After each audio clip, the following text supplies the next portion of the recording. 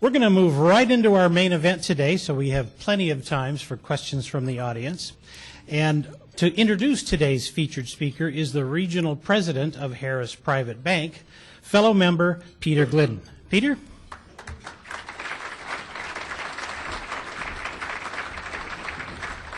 So without further ado, Jack Ablin. Thank you. Great. Thanks, Peter. And thank you, and I sincerely appreciate the invitation today, and it's a highly esteemed group. I'm hopeful I can address many of the questions that you have.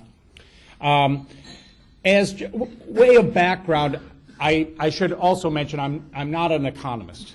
I'm actually a mathematician, and everyone in my group is either a mathematician or an engineer.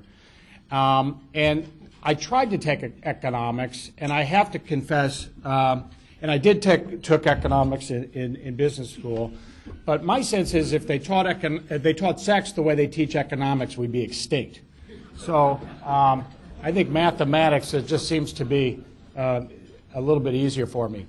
In addition to the math, I'm also a student of human nature, so I thought I'd share a story about a study that I just read about at Valparaiso University, true story.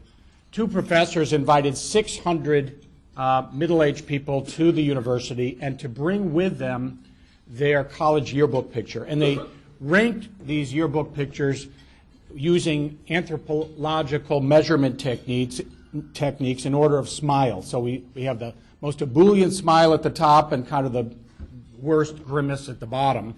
And they found statistically that those that were frowning were statistically more likely to be divorced than those that were smiling. And they went one step further. They ranked these pictures by decile and actually found that those in the lowest decile, those grimace, those frowners, were 5 times more likely to be divorced than those in the top in the top decile, the smilers. So I'm hopeful we're all smiling today.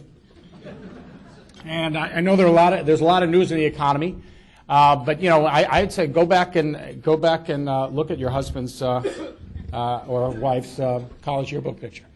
All right, you know what? I just want to grab a water, if I may. All right, let me just grab that. It's my little safety net.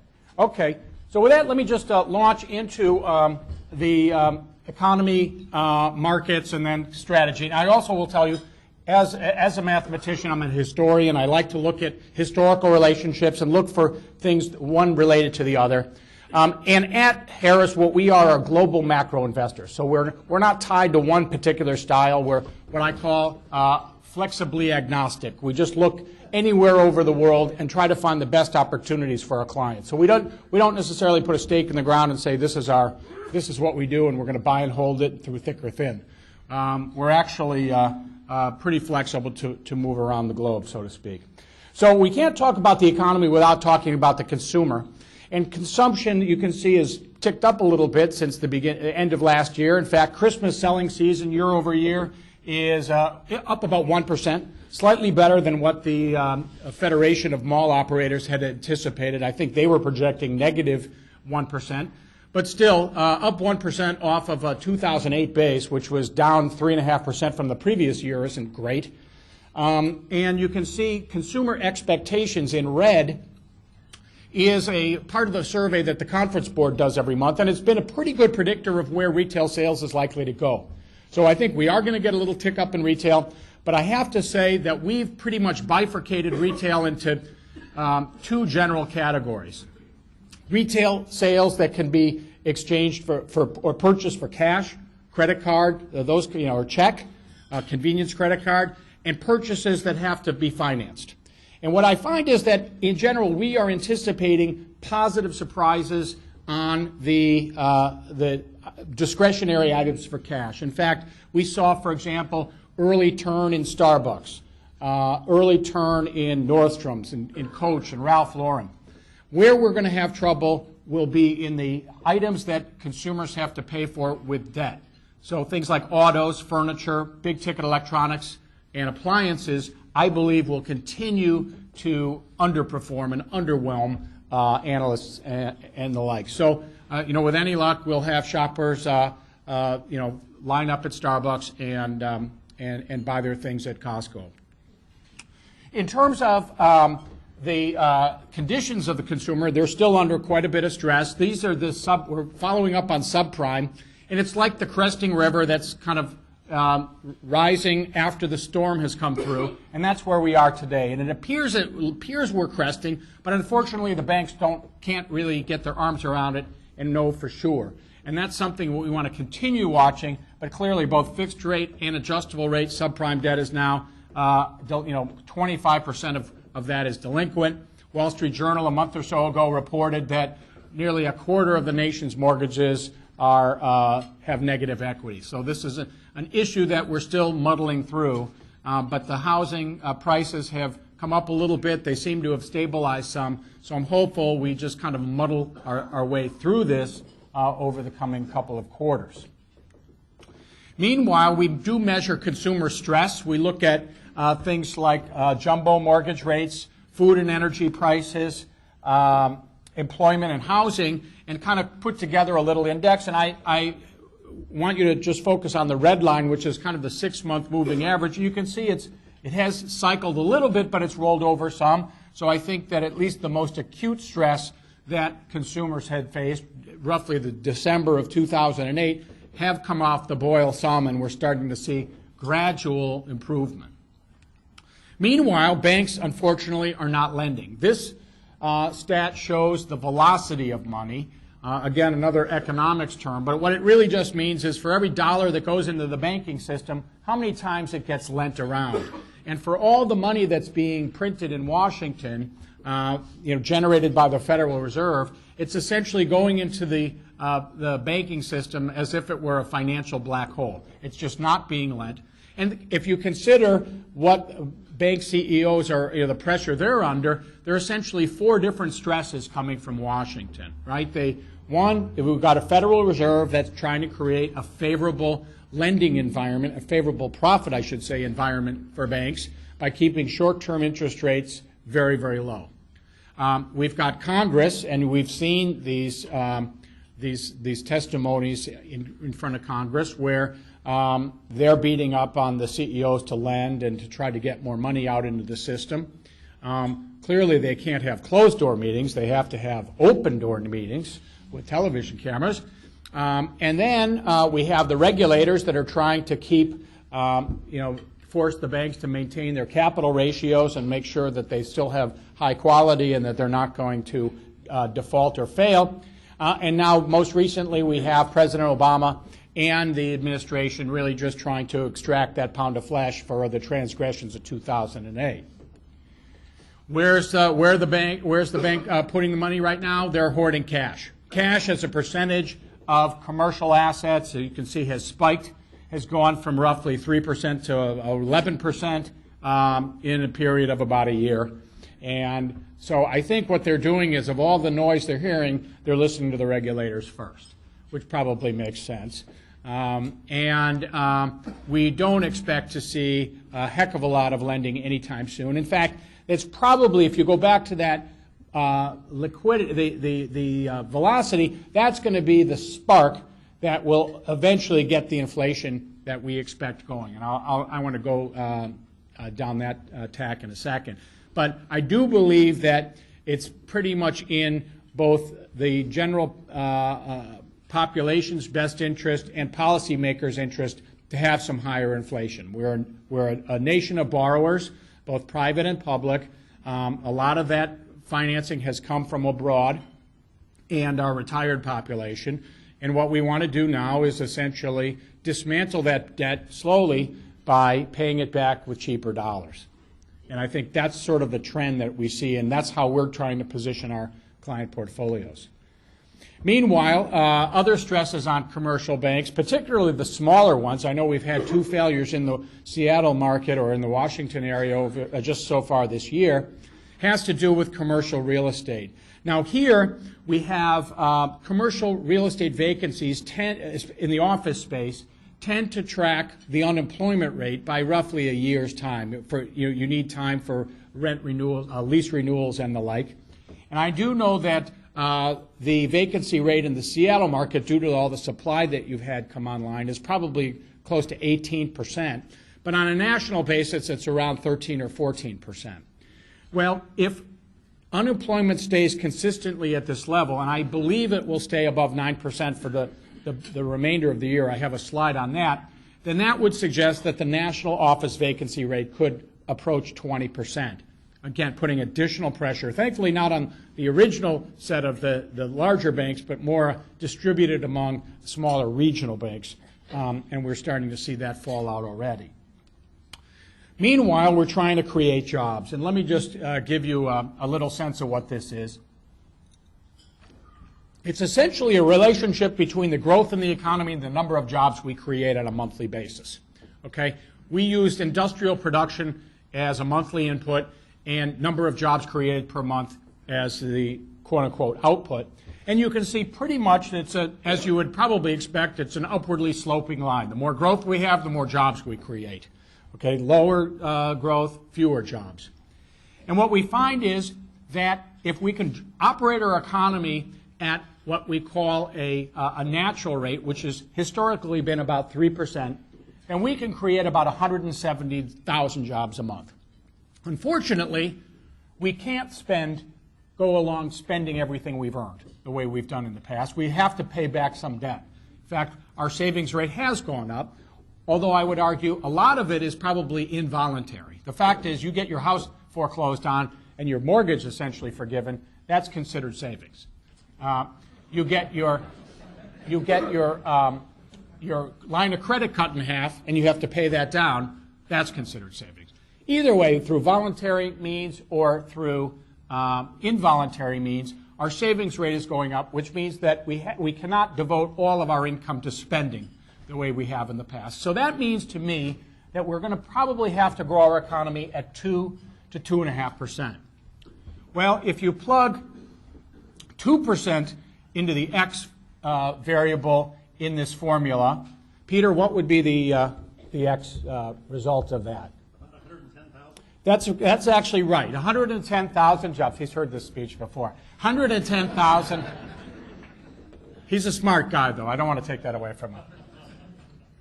And so 110,000 jobs. Well, if we grow at 110,000 jobs, it's going to take more than 5 years to get those 7.5 million jobs we just lost in the last 2 years back. Okay, well, that now comes back to public policy. We have President Obama speaking later, and many in Congress and his rank and file are really trying to focus his attention perhaps away from health care and more back into jobs. And I think jobs, as we start moving toward November, is going to be a real sore subject and a big frustration for many individuals, but also for policymakers. And my sense is that we're going to create policies that will shoehorn jobs into an economy that can't accommodate them. Okay? And what ultimately happens when we do that is we create inflation. Okay? So inflation is another panacea in the job front because we can hire people, pay them, cheaper dollars and have their raises be less than the rate of inflation, and we can employ more people that way. In an environment where you have zero inflation and you want to keep your wages lower than the rate of inflation, you have to let people go. But in an environment where you have higher inflation, you can pay people lower wages or wage increases that don't keep pace with inflation, but you can keep more people employed. My sense is, if I were to draw the arrows on public policy, you've got the administration on that side. We probably have the Fed on that side. Remember, the Fed is deathly afraid of deflation. They just don't have an adequate toolkit to fight it. And we have borrowers that would like to see a little inflation. Remember, the house values will start to go up if we get some inflation. So my sense is that's the trend. So what we have to do is protect our investors, particularly our retirees, who rely on a bond portfolio to generate income for their life, to maintain their lifestyle, to guard against the erosion of purchasing power through inflation. Taking a closer look at the unemployment rate, you'll find that the most important product that the U.S. can manufacture to increase our standard of living is diplomas. If the more we can get our workforce educated, the better off we're going to be. Consider this. You as business leaders spend every day trying to make your business better. Let's do more with fewer people. Let's be more efficient. Let's enhance some productivity. Productivity in this country is really the key to the improvement of standard of living. That's a fact. And as businesses improve, the workforce needs to improve with it, because efficiently running businesses need high-powered employees. And if we can't get our nation educated, they're going to fall behind the private sector. And I'm afraid we're starting to see that now.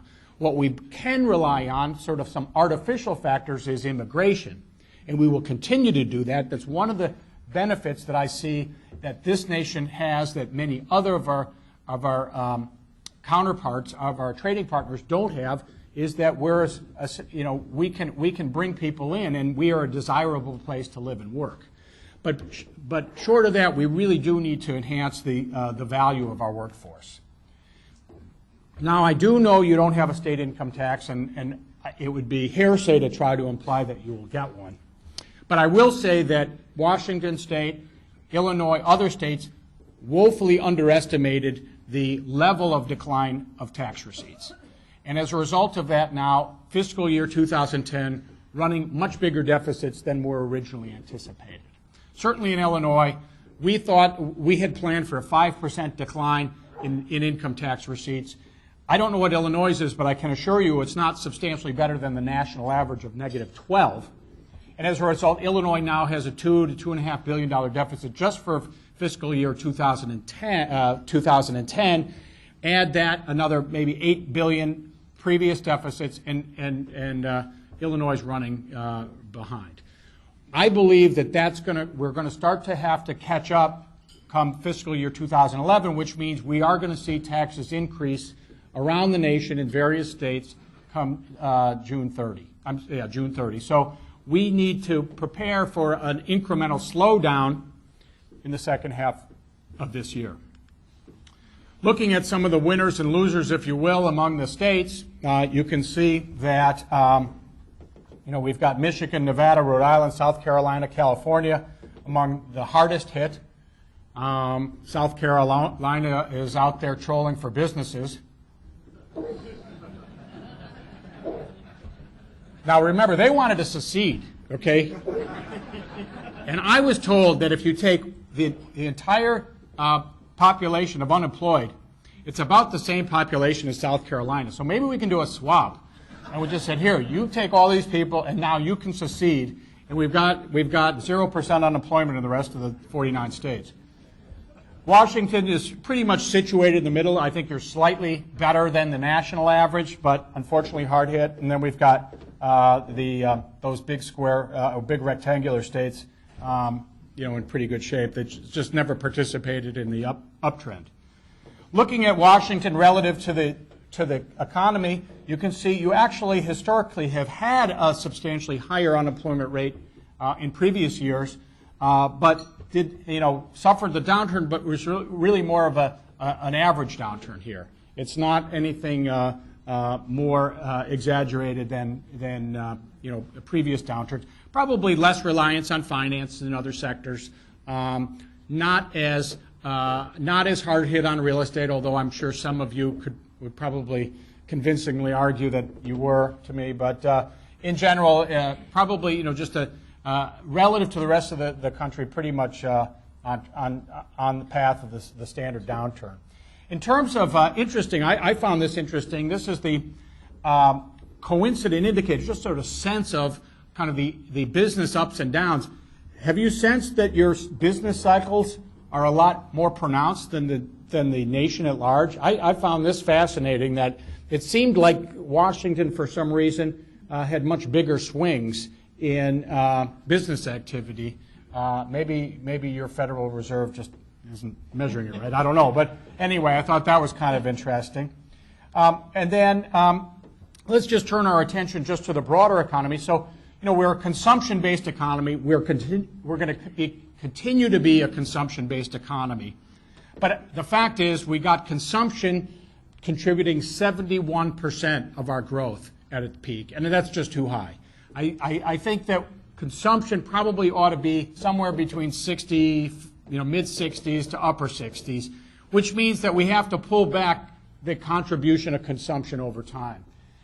But I do think that trade will actually start to fill some of that gap. Now, the dollar was down about a little more than 4.5% last year. It's rallying a little now.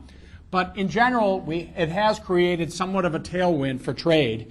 And if you look at, for example, the Port of Seattle containers, and these are exports and imports combined, just to see how much activity, we have started to see this ramp up. So I think that's good news for your region and likely emblematic that trade is starting to pick up for our nation, and exports actually doing incrementally better than we have expected in the past.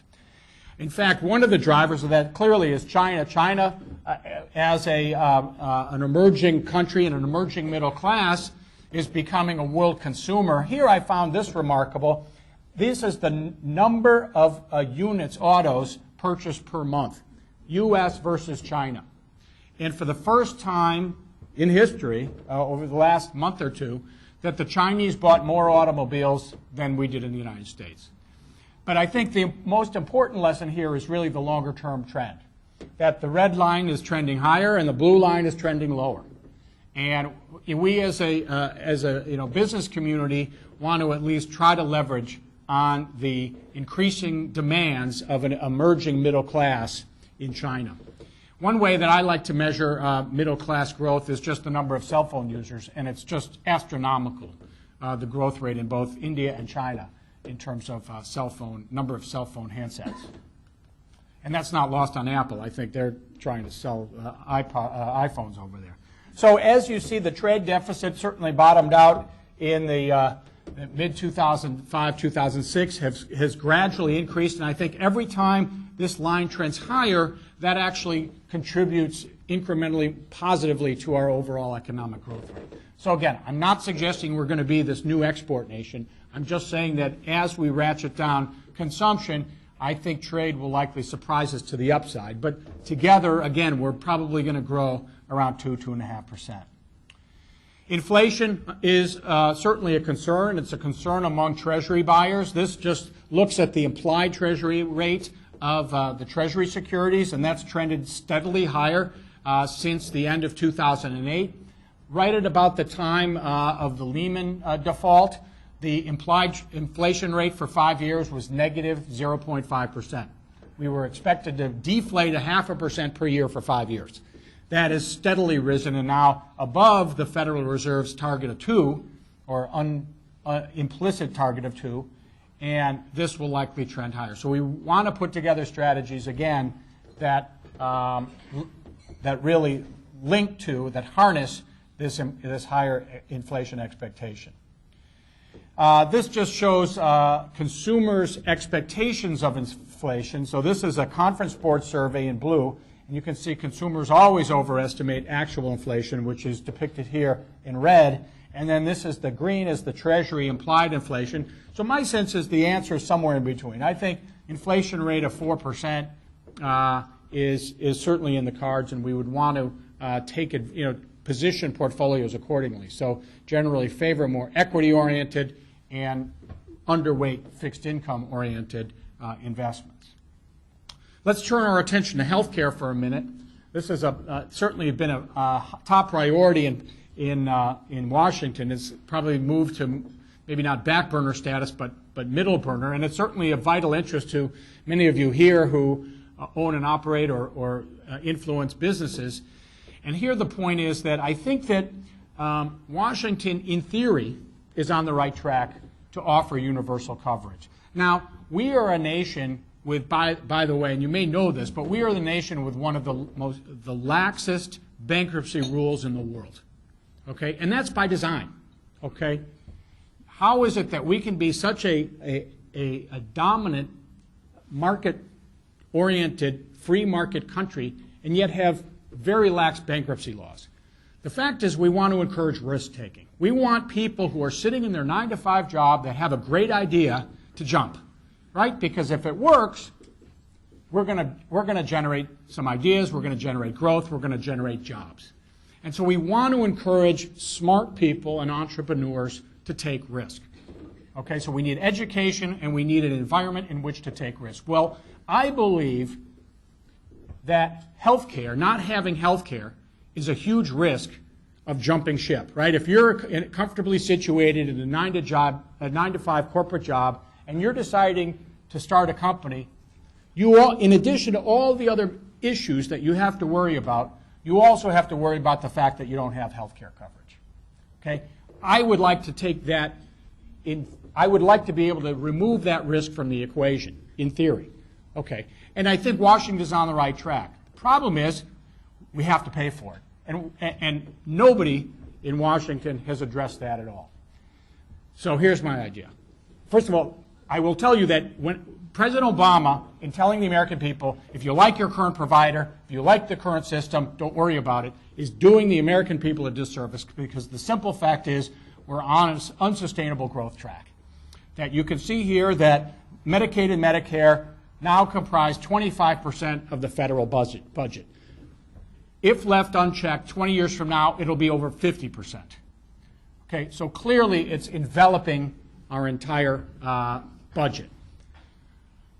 So universal health care is great, but we're addressing the wrong point here without controlling costs. My argument is we actually have too much insurance. And what I mean by that is there are only 2 customers of health care in this country: private insurers and Medicare. That's it. We as patients are not customers. Okay? How many people here, we all know that an MRI is about $3,500. How many people here has actually paid $3,500 for an MRI? Okay. I paid $20 for an MRI. Right? I paid $10.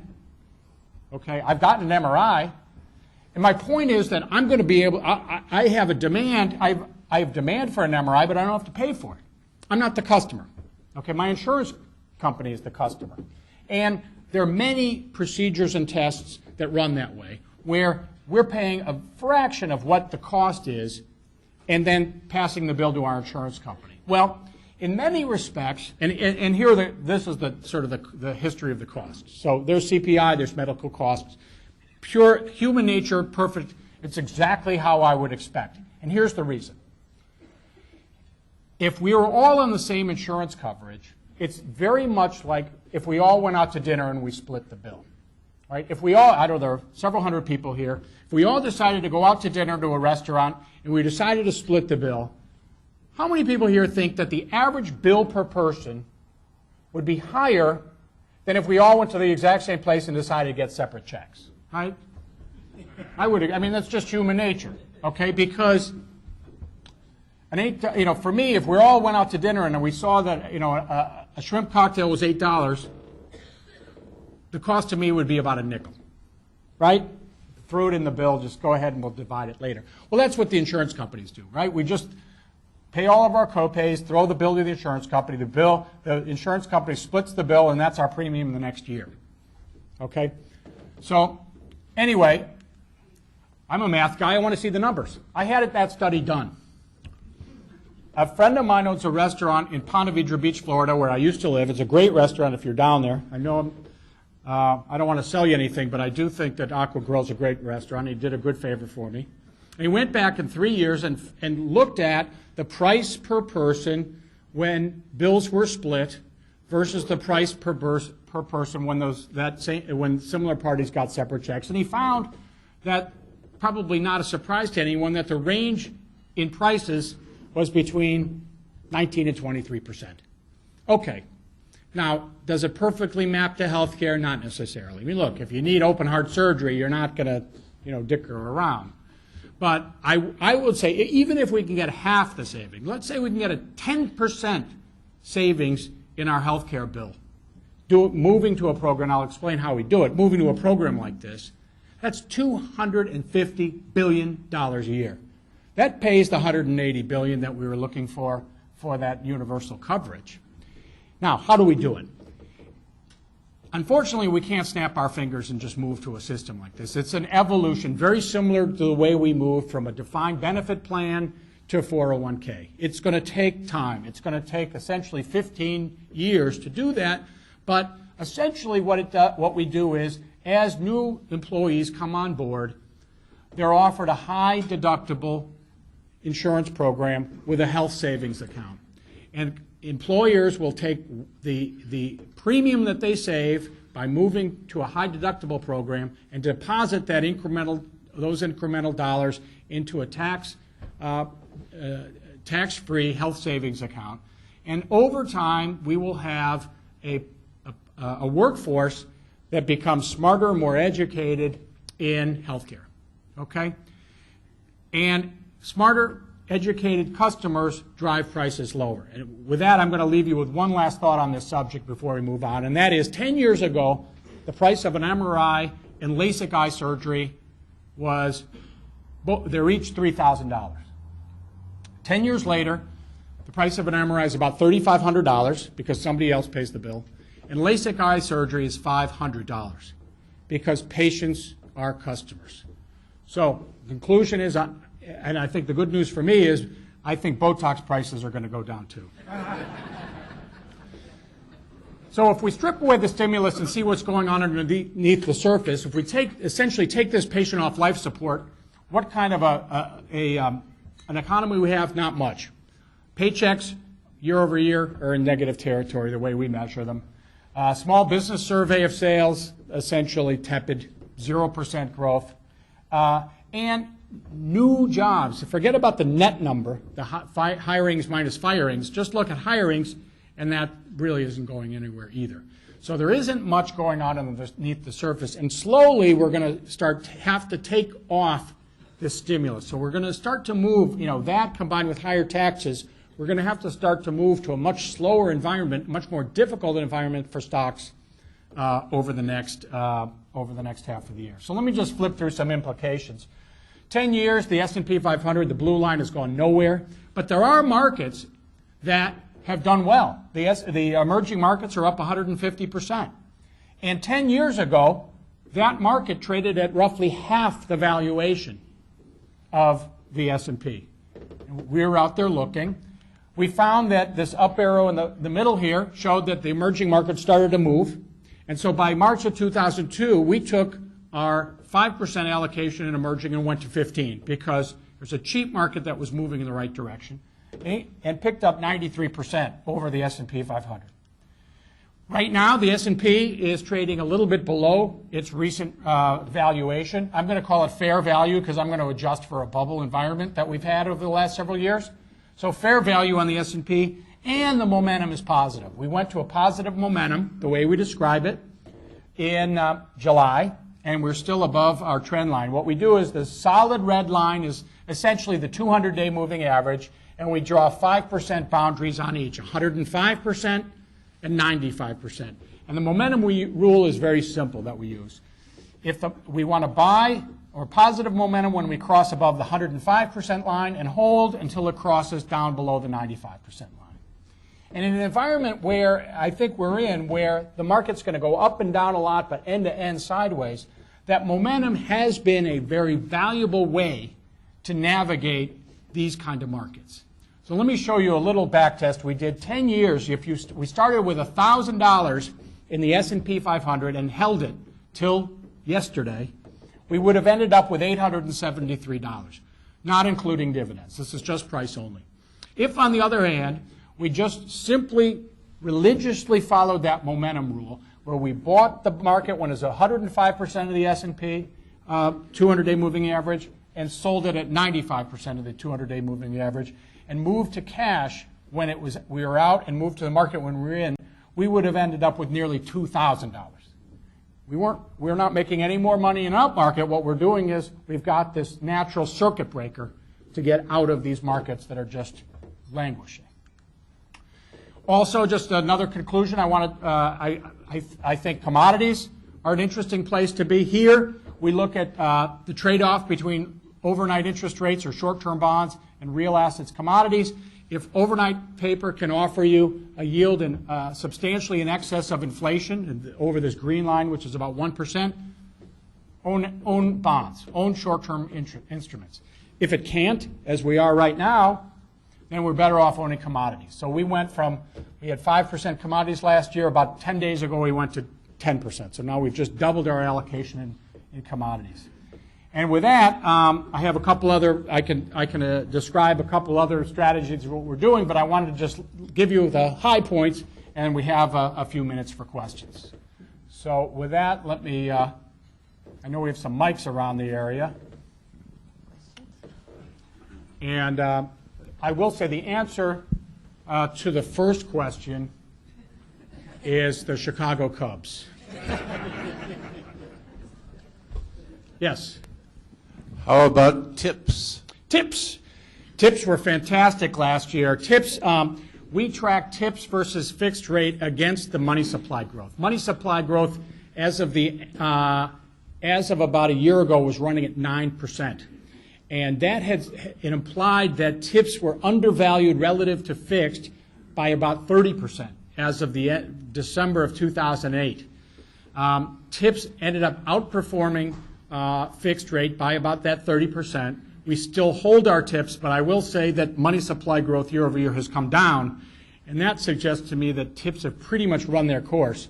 So what we're likely to do next is sell our tips position and buy. They have these new exchange-traded funds we're investigating that will actually allow you to short the Treasury market, so that if interest rates go up, this actually increases in value. We haven't approved them yet, but we're in the process of looking at it, so we'll likely take those tips and then go buy these inverse securities. Yes? Got one over here. Oh, sorry, go ahead. The President wants this one here. Sorry. Yes, you were referring to emerging markets, and I was curious about China and Google and China's communist hierarchy and their fixed economy and how we go forward with China. Sure. I think, China has the luxury of communism and capitalism all at the same time. And so they can execute a long-term plan, with impunity. And, part of me likes that. I mean, if we had that, I'd run for office. So I think that, China's motivated by a lot of different things, but I think their main motivation is fear. That it's a small government with huge population, and they just the last thing they want to do is have people that are unhappy. And so they've got their ideas, and I respect some of them, but they're not necessarily motivated by profit. So what we find is that sometimes on normal standards we're frustrated with their actions or inactions. If you put it in perspective of this just demographics, some of it makes sense. I think now they're paying for that one-child policy. It seemed to make sense at the time, but now their dependency rate is going to start to go through the roof. So my conclusion on China is they're going to get too old before they get too rich. Yes, right here. Okay. I got the impression that you thought immigration was a positive thing for the U.S. economy. In a later slide, you showed that the unemployment rate for people with no high school degree or no high school degrees was the very highest of all. My impression is that the immigrants don't have high school education. Consequently, how can we view immigration as being a positive force? Sure. I don't know if you all heard the question, but Bob here said it was the best presentation that he's ever heard. And it's inspired him to actually come and work for me. No, Bob, you're an attorney? No. Oh, okay. No, Bob said, look, there seemed to be an apparent disconnect in some of the things I've said, and that is I made a remark that said immigration, in many respects, is good for the economy, and Bob pointed out that a lot of the immigrants don't have a high school diploma, so how does that stack up? I guess what I'm talking about is legal immigration.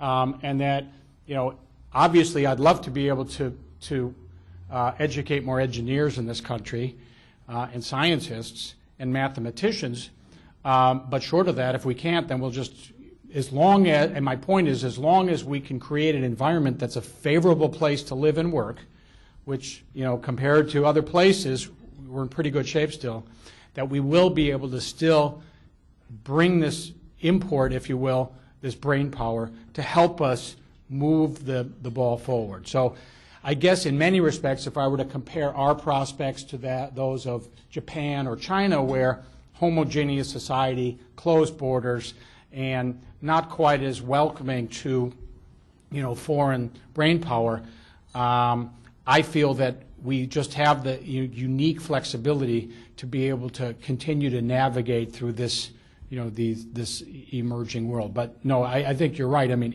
illegal immigration is a problem, and in many respects certainly has to be addressed. And I think part of the reason why we didn't see the ramp up in the unemployment rate when the home construction business fell apart was because most of the people that were laid off were undocumented. Yes? Should Congress pass Glass-Steagall?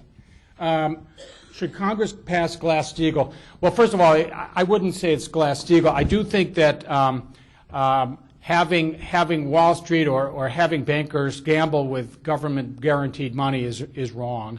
And so I do think we need to separate, in some way, regulate the use of government FDIC, quote-unquote, FDIC funds. It's not quite Glass-Steagall. Glass-Steagall really suggested, underwriting public securities. What the Volcker bill suggests now is essentially, arbitrage and proprietary trading, hedge funds, and private equity. The way I would see it is, without breaking up these companies, I don't see why we couldn't create two entities under a holding company, very similar to a utility, where we've got a regulated subsidiary and an unregulated subsidiary, both reporting to a single holding company, and that it's really the regulated subsidiary, the bank, is operating on its own, independent of the unregulated subs, and that is essentially bankruptcy remote, so that the unregulated subsidiary could go bust without affecting the regulated sub. So, I mean, it's happened in the past, and I don't see why that we couldn't do that in the future. I will say I have a lot of respect for Paul Volcker. I believe he's probably the last of the long-term thinkers in Washington, and I know he took a lot of heat when he enacted his programs in the early 80s. And I actually heard a story. I don't know if many of you were here, but Paul Volcker actually came to you and spoke in this very spot. And just before he spoke, someone came up from the audience, and everyone thought that this was in Seattle, and everyone thought that he was going to introduce Paul Volcker, and he ended up blasting him for ruining the economy and everything else, and they ended up getting security and ushering the guy out of here. So I was sort of worried that maybe someone would do that. Yes. Thank you for such an informative talk. My financial and investment advisors think market timing is a dirty word. Would I interpret what you do, tracking the S&P 500 and moving in and out, as market timing? I mean, maybe that would be the terminology. You're right. I mean, I used to teach finance at Boston University. I used to be a professor of the CFA, the Chartered Financial Analysts Program, out of Charlottesville, Virginia. I'm a Chartered Financial Analyst holder. I think I got my designation when they were giving them away on street corners. I'm thankful I wouldn't have to take that test now. But I will say that the whole notion of market timing, through my formative years, was considered alchemy. I mean, it was essentially relegated to gum-chewing pit traders, and that erudite investment managers are disciples of Harry Markowitz, which is really just put it in a diversified portfolio and put it away. And it's a great business model. Boy, I'll tell you, I would love to do that. I'd love to be able to collect 1% of all my clients to say, here, we're going to diversify it and put it away. Call me back in 10 years when you want your money back. And meanwhile, I'm going to take 1% year in and year out, off of your portfolio. Now, I will say the environment I grew up in was the 80s. And you know what? In the 80s, buy and hold made total sense. Okay? From 1982 to 1990, any cash you held was a drag on your portfolio return. The problem is the market moves in these secular motions, so 15-year motions, and a lot of it depends on the political and regulatory environment. And I will give you sort of 4 or 5 things I look at to determine what kind of a secular motion we're in. Essentially, one is war. I mean, if we're at war, okay, that tends to draw profit-making resources away from the private sector.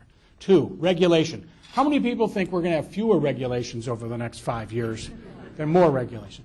Regulations, and I'm not passing judgment on regulations, I'm just saying, as we know, the more paperwork we have to fill out, the more it takes away from what we're really, set up to do. 3rd is trade, which I'm going to argue maybe at best is a push. 4th, energy prices, taxes.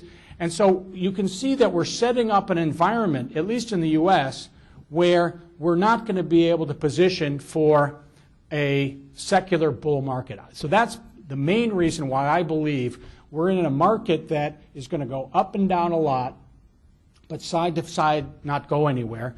And just like, any business, we evolved. I mean, we were buy and hold investors years ago, and I came on board in 2001 and said, it's not going to work this way anymore, at least for not right now. So I think the whole notion of what I believe is that flexibly agnostic allows us to be anywhere and trying and we use index funds mostly. I don't like to pay a lot of managers a lot of money to just incrementally beat an index. I'd rather just have the index and not worry so much about finding this, a genius or a dummy. So that's how we operate. Okay. Anyway, we're out of time, but I want to thank you for the invitation. It was a real pleasure for me to be here today. Thank you. Would you answer individual questions? Sure, absolutely. Thank you very much, Jack. For those of you who would like, Jack has agreed to answer your individual questions after the meeting is finished. And Jack, thank you again for being with us today. It was a very comprehensive and detailed presentation, and we really appreciate it. Thanks again to all of today's program participants. Next week, February 3rd, we'll be just a block east at the Sheraton Hotel when we will feature Brian Klodowski, chairman of the Snohomish tribe, to tell us about Native American tribes' contributions to the Washington state economy. Our Business Mentor Committee is bringing this program to us and will be emceed by Michael Verschow, along with students from the University of Washington School of Business. It sounds pretty informative. Recently, Eric Slabaugh was visiting Washington, D.C., and decided to take one of those guided tours around the city. At one of the stops on the tour, the guide pointed out the place where George Washington was said to have thrown the dollar across the Potomac River. That's impossible, said Eric. No one could throw a coin that far. Ah, but you have to remember, said the guide, a dollar went a lot further in those days. Thanks for spending some of your precious time with us this week.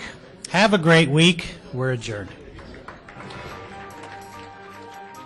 Seattle Rotary Online is made possible in part by a grant from First Choice Health, working with the Washington Health Information Collaborative to use technology to bring better health care to patients throughout the Pacific Northwest. First Choice Health.